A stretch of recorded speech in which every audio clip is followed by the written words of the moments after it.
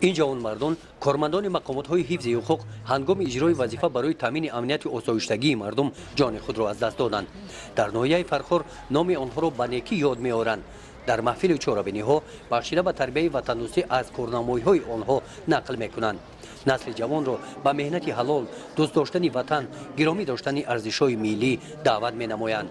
باید ما جوانان را و نسل نورس را اساساً در رویه وطن دوستی و سوزاندگی باید تربیت کنیم. یعنی که گفتنی هستیم که با گروه افراطگرایی که امروزها پیدا شده هستند شامل نشوند، چون که علاقه ما یک مرتبه این وزنینی را اثر گذرانده بودیم 25 سال مقدم دیدیم که این گروه ها به کجا آورده میرساند و از جوانان خواهش میکنم که از همین چیزا خود را در کنار گیرند.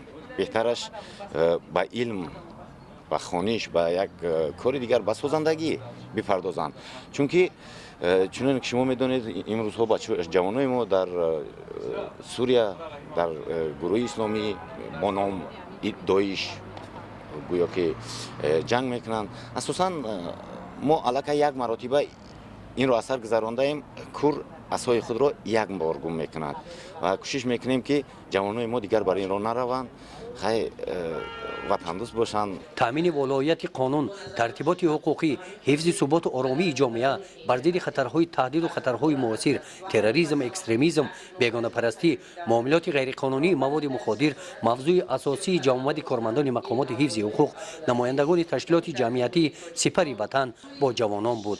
در همایشی که برگزار گردید واخوری دو نسل جوانان دوران استقلال و مردان روزگار دیده که در برقرار کردن ساختار کنستیتوسیونی در تاجیکستان تلاش و زحمت کشیدند. همزمان درس خودشناسی و خویشتنشناسی در نهاد جوانان ترغیب کرده شد، زیرا امروز بعضا جوانان دست به عامل‌های نامطلوب اجتماعی میزنند و به گروه‌های افراطگرا میپیوندند و این همایش عامل گردید که دوباره جوانان را به اصل خویش وادار می‌سازد و هدایت در راه سازندگی و بنیادکاری وطن عزیز تاجیکستان محبوب می‌نماید.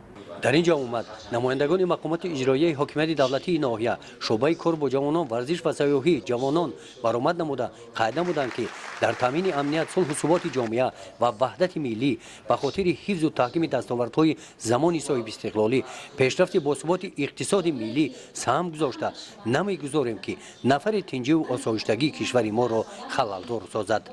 گزارش خواجه نظریف خدای نظر ظهورов از ناحیه فرخار برای برنامه اطلاعات نوید.